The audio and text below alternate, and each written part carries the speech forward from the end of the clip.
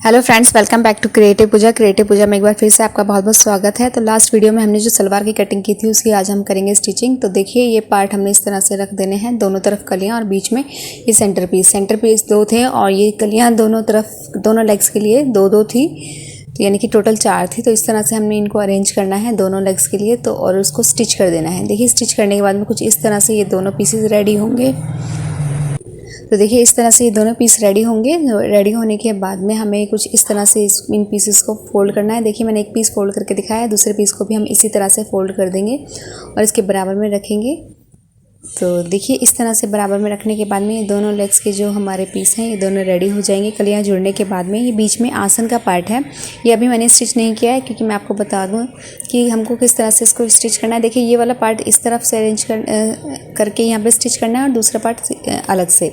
बीच में राउंड बनना चाहिए, नहीं दोनों पार्ट गलत तरीके से अगर आपने सिल दिए तो बीच में राउंड नहीं बनेगा, वो ख़राब हो जाएगा, आपको फिर से सिलना पड़ेगा। तो इस तरह से स्टिचिंग होनी चाहिए कि राउंड पीस बने।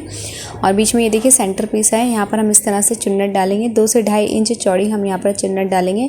आइडिया से 3 उंगलियों के बराबर या फिर 2 से 2.5 इंच की ये हमने चुन्नट यहाँ पर डालनी है। प्लेट डालनी है दोनों तरफ, तो दोनों तरफ से इस तरह से प्लेट डालनी है कि दोनों तरफ से बराबर हो और ये सेंटर में आनी चाहिए।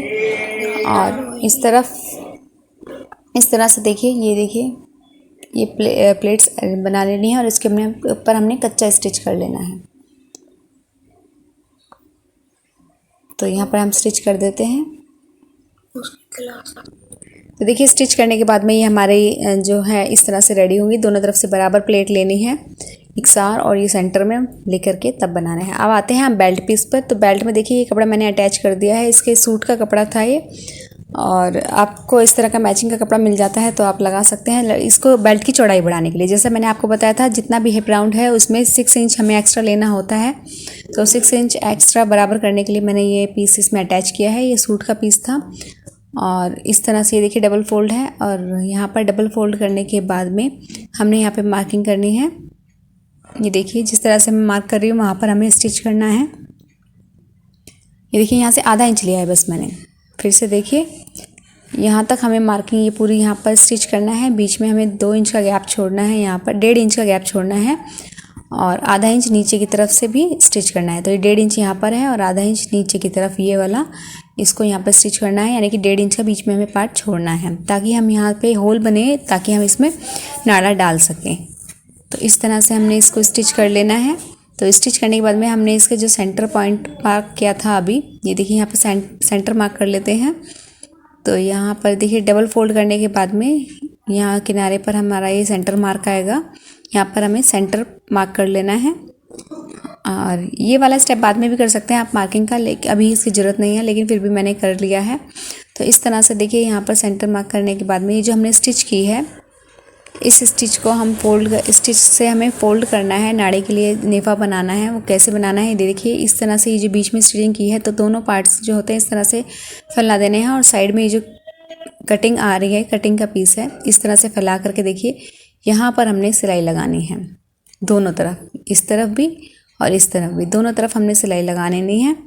और इस तरह से सिलाई लगाने के बाद में हम इसे फोल्ड करेंगे। ये देखिए इस तरह से होल बन जाएगा, यहाँ से हम इजीली नाड़ा इसमें पिरो सकते हैं। तो ये देखिए इस तरह से हमने स्टिच कर दिया है। अब हमें क्या करना है, इसके लिए नेफा बनाना है। तो नाड़े के लिए जो पार्ट होता है उसे नेफा बोलते हैं, उसका नेफा हम यहाँ पर बनाएंगे। 1.5 इंच के करीब हमें इसको फोल्ड करना है, आधा इंच अंदर जाएगा, टोटल 2 इंच होगा। तो इस तरह से हमने, क्योंकि हमने 8 इंच की इसकी लंबाई ली थी बेल्ट पीस की, तो 6 इंच हमारी रेडी होगी बेल्ट, तो 1.5 इंच इसमें अंदर चला जाएगा और आधा इंच ऊपर से फोल्ड हो जाएगा। तो इस तरह से देखिए ये फोल्ड हो जाएगा, यहाँ पर हमने नाड़ा पिरो सकते हैं। यहाँ पे हमने स्टिच कर लेना है फोल्ड करके चारों तरफ से। ये देखिए फोल्ड होने के बाद में कुछ इस तरह से हमारा पीस रेडी होगा। और पीस इस तरह से रेडी होने के बाद में अब आएंगे हमारे नीचे के पार्ट में, नीचे का लेग्स वाला पार्ट, इसमें जॉइंट करने की बारी। तो चलिए जॉइंट करते हैं। करने से पहले हम यहाँ पर मार्किंग करेंगे। तो यहाँ पर हम 7 या 8 इंच की मार्किंग करते हैं। ये देखिए दोनों तरफ से 7.5 इंच की मैंने मार्किंग कर ली है। आप चाहें तो 7 रख सकते हैं या 8 भी रख सकते हैं।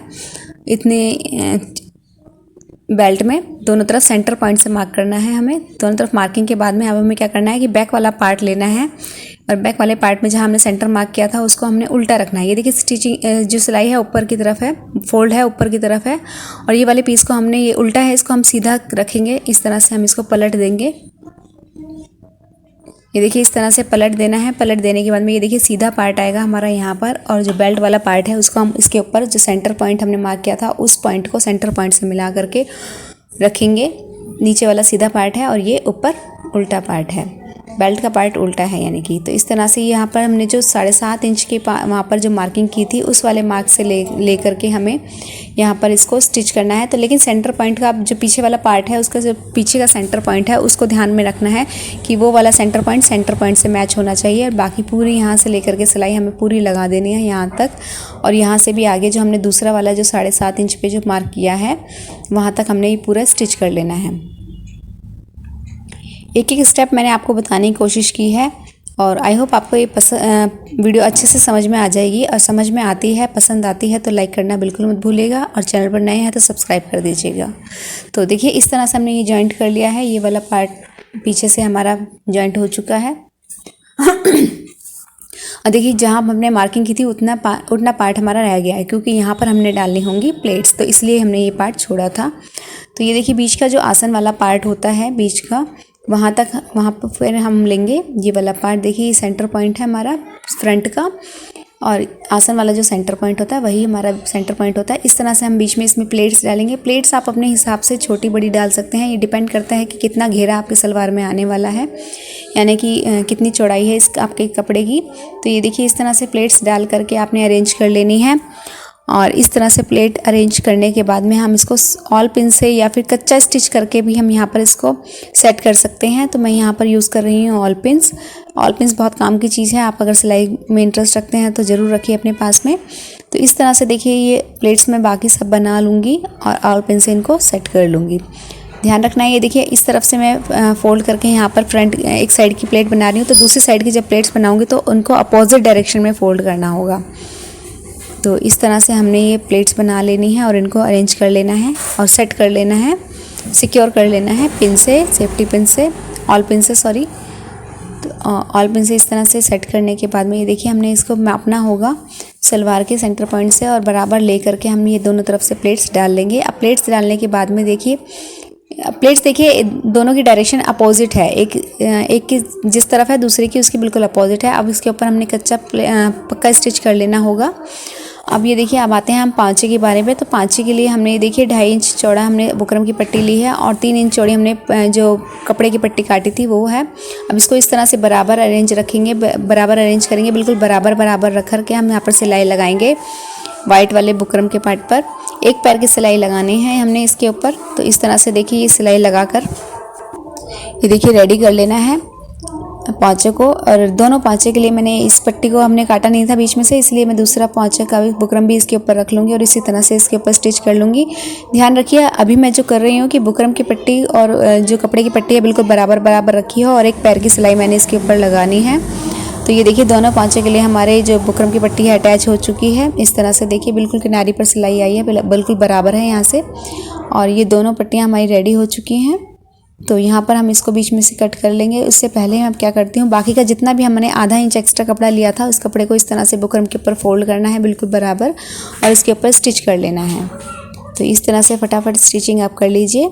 दोनों पाँचे हमारे एक साथ कपड़े के साथ में अटैच हो जाएंगे, बुकरम के साथ अटैच हो जाएंगे। तो ये दोनों पैर के पाँचे हमारे बराबर आ जाएंगे एकदम। तो कोशिश करिए कि दोनों पाँचे आप एक साथ में बनाएं क्योंकि इवनिटी उसमें आने चाहिए, इवन बनने चाहिए, यानी कि एकसार बनने चाहिए पाँचे। तो दोनों पाँचे एक साथ बनाएंगे तो बराबर हाथ चलेगा और बराबर डिज़ाइन उसमें बनेगा। तो इस तरह से देखिए हमने ये पाँचे रेडी कर लेने हैं। ये जितना भी एक्स्ट्रा कपड़ा है इसको फोल्ड करके इसके ऊपर स्टिचिंग कर लेनी है।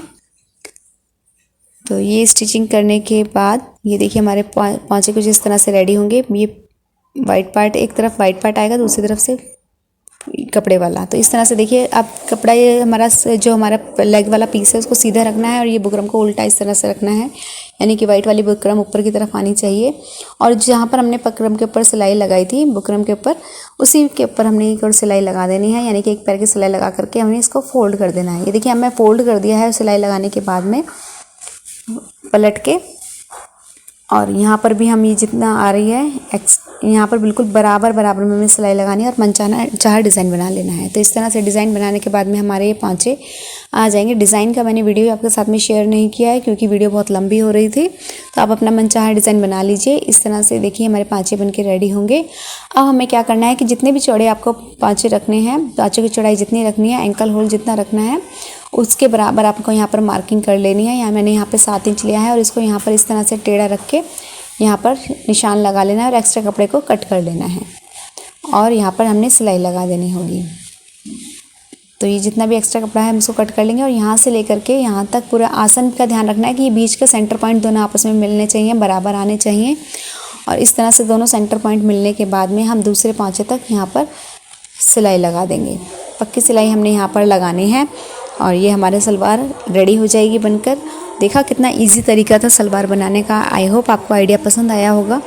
पसंद आया है तो बिल्कुल लाइक कीजिएगा और चैनल पर नए हैं तो प्लीज़ चैनल को सब्सक्राइब कर दीजिएगा और वीडियो कैसी लगी कमेंट बॉक्स में ज़रूर बताइएगा। और जिस चीज़ की भी वीडियो आप चाहते हैं वो आप मुझे कमेंट बॉक्स में बताइएगा, मैं उसके बारे में ज़रूर वीडियो बनाऊंगी और जल्दी आपके साथ में शेयर करूंगी। थोड़ा लेट हो सकता है क्योंकि जिस तरह से कोरोना का टाइम चल रहा है तो सामान लाने में टाइम लग जाता है, तो लेट हो सकती है, लेकिन बनाऊंगी ज़रूर।